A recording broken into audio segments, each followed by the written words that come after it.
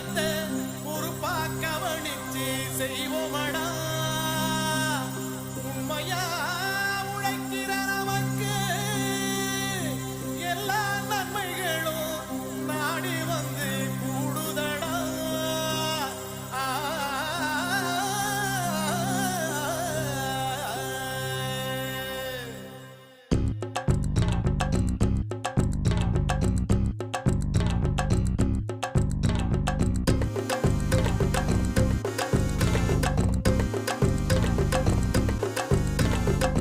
Pollachi